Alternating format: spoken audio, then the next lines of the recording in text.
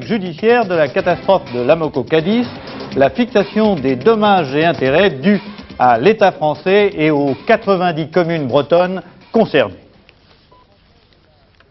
La vie politique française et la perspective des élections présidentielles devant 2000 délégués de son mouvement réunis depuis vendredi à Nice en convention nationale, M. Jean-Marie Le Pen a fait ce matin une déclaration solennelle fixant les 4 directions essentielles de son action pour, je cite, la renaissance et contre la décadence. Rétablir le rôle de l'État, assurer la défense de la France et des Français, susciter une nouvelle vitalité et déclencher une dynamique économique.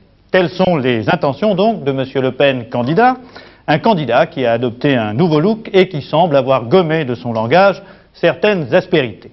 Restent les faits et les comportements de ses sympathisants.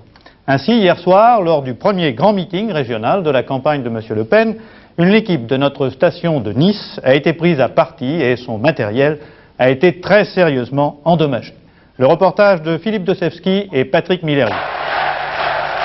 Jean-Marie Le Pen veut être un candidat au présidentiel comme les autres. On l'accuse de racisme, il s'en défend. Son combat n'est pas contre l'immigré, mais contre l'immigration.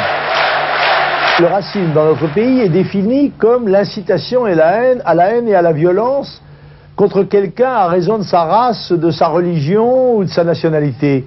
Moi, je n'ai jamais fait aucun appel à la haine et à la violence. Nous n'en sommes même plus au stade d'une société multiraciale ou multiculturelle, mais bel et bien à une véritable invasion dominatrice et destructrice qui commence à se dévoiler au grand jour.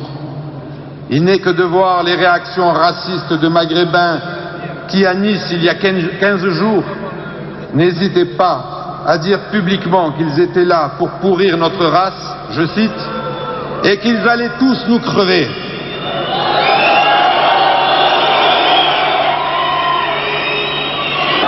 Ou encore de ce contrôleur de la SNCF qui, il y a un mois, à 57 ans, se faisait violer par 2 Maghrébins qu'il contrôlait.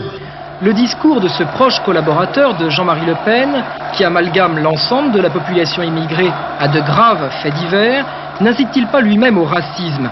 N'y a-t-il pas là un double langage?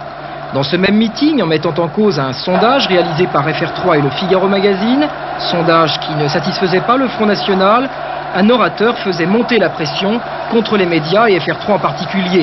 Inévitablement, notre équipe de Nice fut molestée à la sortie. Qu'est-ce que vous pensez?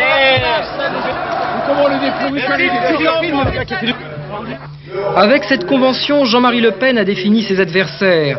Les oligarchies politiciennes, bureaucratiques, culturelles, médiatiques et syndicales, qui, bien que